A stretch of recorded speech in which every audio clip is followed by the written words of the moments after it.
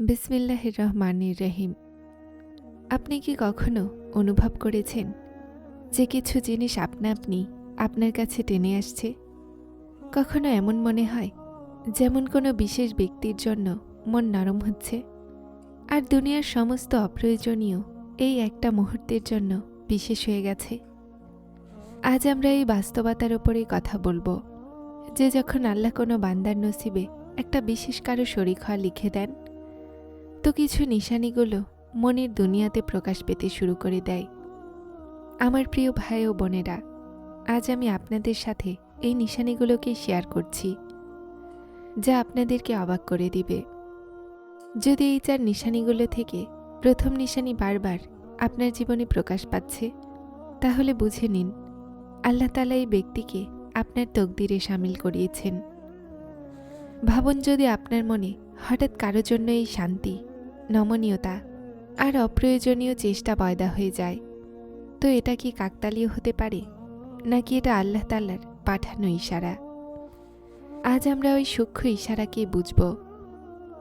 প্রথম ইশারা, মনের ভিতর থেকে আসা স্বাভাবিক প্রচেষ্টা। যখন আল্লাহ তাআলা কারো জন্য বিশেষ মানুষকে নির্ধারণ করে দেয়, তো মনে একটা এমন চেষ্টা নেমে আসে যা না সাময়িক হয় আর না প্রকাশ্য। এই চেষ্টা রুহানি হয়। আপনি চেষ্টা করেন যে এই ব্যক্তি আপনার মনের নিকটে, তার খেয়াল মনকে শান্তি দেয়, তার নাম দোয়াতে আপনা আপনি শামিল হতে লাগে, আর তার স্মরণ মনে একটা নমনীয়তা তৈরি করে। এই আবেগ সাময়িক হয় না, এটা আস্তে আস্তে মনের গভীরে জায়গা তৈরি করে দেয়। তার অনুপস্থিতি অনুভব হয়, আর তার উপস্থিতিতে আজব একটা প্রশান্তি অনুভব হয়, যেন মন বলছে যে এই সেই যাকে আল্লাহ আমার জন্য বেছে নিয়েছেন। আমার প্রিয়রা, আপনি যদি এই অনুভব করেন যে কোনো ব্যক্তির খেয়াল খুশি হয়ে মনে আসে, দোয়াতে স্থান পায়, আর দিনভরের ঝামেলাতেও বারবার তার দিকেই ফিরে যায়, তো এটা প্রথম ইশারা যে আল্লাহ তাআলা ওই ব্যক্তিকে আপনার নসিবে রেখেছেন। এখন আমরা যাব দ্বিতীয় নিশানির দিকে, যা আপনার মনে সম্মান, বিশ্বাস আর প্রশান্তি তৈরি করবে, যে সত্যি এই ব্যক্তিকে আপনার ভাগ্যে লেখা হয়েছে।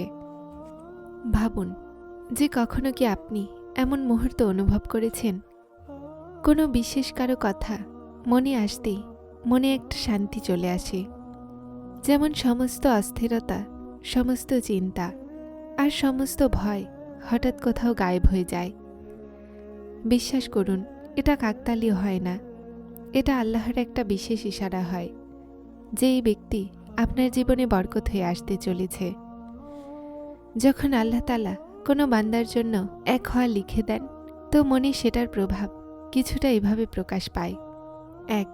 মনের অস্থিরতা অবাক করাভাবে কমতে লাগে। 2. একটা এমন অজানা শান্তি আসতে লাগে যা কোনো দুনিয়াবি জিনিসে পাওয়া যায় না। 3. কঠিন পরিস্থিতিতেও মন বিশ্বাসে ভরা থাকে যে আল্লাহর সন্তুষ্টিতে জুড়ে যাওয়া এই বন্ধন আপনার জন্য কল্যাণের উসিলা হবে। এই শান্তি না শুধুমাত্র মনের কৈফিয়ত বদলায়, বরং ভাবনা আর রোজকার জীবনেও রোশনি নিয়ে আসে। আপনি অনুভব করেন যে এই ব্যক্তি আপনার তকদিরে কল্যাণ আর স্বস্তির মাধ্যম, আর মনের প্রতিটা সন্দেহের জায়গায় ভরসা আর শান্তি নিয়ে নেয়। আমার প্রিয়রা, মনে রাখুন, যদি কোনো ব্যক্তির কথা ভাবতে গিয়ে বারবার মনে এই শান্তি নেমে আসে, তো এটা বিশেষ ইশারা যে আল্লাহ সেই ব্যক্তিকে আপনার ভাগ্যে লিখে দিয়েছেন। এই নিশানি আপনাকে ভেতর থেকে মজবুত করে দেয় আর বিশ্বাস দেয় যে দোয়া, সবর আর ভরসার পরেই এই সম্পর্ক আপনার জন্য রহমত হবে। আপনি কি কখনো অনুভব করেছেন যে আপনি কোনো ব্যক্তির নিকটে থাকেন অথবা শুধুমাত্র তার ব্যাপারে ভাবেন, তো জীবন যেন আপনা আপনি সহজ হতে লাগে। ছোট ছোট কাজ সহজ হয়ে যায়, ব্যবসায় বরকত আসে, আর আত্মীয়তায় শান্তি আসে। এই সব কিছু শুধুমাত্র কাকতালীয় নয়, এটা আল্লাহর তরফ থেকে একটা নীরব কিন্তু খুব বিশেষ ইশারা হয় যে এই ব্যক্তি আপনার জীবনের জন্য ভাগ্য। যখন আল্লাহ কোনো বান্দার জন্য এক হওয়া লিখে রাখেন, তো এক জীবনের ছোট বড় সমস্যাগুলো আপনা আপনি সমাধান হতে শুরু করে। 2. প্রতিটা কাজে গায়েবীভাবে বরকত অনুভব হয়, হোক পরীক্ষা, হোক রিজিক অথবা ব্যবসা। 3. কষ্টের তীব্রতা কমে যায়, আর ফায়সালা সহজ, স্বাভাবিক আর প্রশান্তিময় মনে হয়। এই সমস্ত বরকত এই কথার ইশারা যে আল্লাহ তাআলা না শুধুমাত্র এই ব্যক্তিকে আপনার জন্য বেছে নিয়েছেন, বরং তার মাধ্যমে আপনার জীবনে রহমত, শান্তি আর স্বস্তিও দিয়ে দিয়েছেন। আমার প্রিয়রা, যদি আপনারা এই পরিবর্তন আপনাদের জীবনে অনুভব করেছেন, যে এই ব্যক্তির উপস্থিতি অথবা শুধুমাত্র খেয়ালেই মন প্রশান্ত হয়ে যায় আর জীবন শুধরাতে লাগে, তো এটা তৃতীয় বড় নিশানি।